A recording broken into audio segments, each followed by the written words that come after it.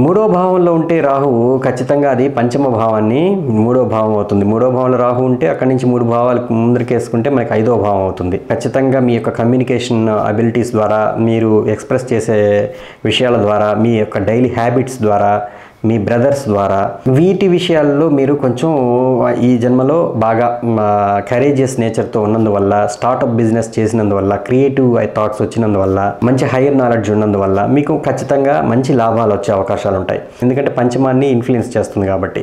Influence in the sense మామూలుగా నాడీ సిద్ధాంతంలో రాహు నుంచి 3 ఇంటిని 11 ఇంటిని ఎక్కువగా దృష్టిలు ఉంటాయి అనేది కూడా వాళ్ళు మాట్లాడున్నారు రాహుకేతువులకి. సో నిజమానండి, నేను పిల్లలు వల్ల నాకు బాగా లాభించాను, పిల్లలు మంచి పొజిషన్ వెళ్తున్నారు, బాగా చదువుతున్నారు అని చెప్పిన వాళ్ళు ఉన్నారు. ఈ పిల్లల వల్లే నేను చాలా ఇబ్బంది పడుతున్నాను, బాగా అంటే పిల్లలు పుట్టడానికి ఇబ్బంది పడ్డాను, పిల్లలు పుట్టిన తర్వాత వాళ్ళని పెంచడంలో, వాళ్ళ ఆరోగ్య విషయంలో బాగా ఇబ్బందులు పడుతున్నానండి అని రాహు 3వ ఇంట్లో ఉన్న వాళ్ళు చెప్పిన వాళ్ళు కూడా ఉన్నారు.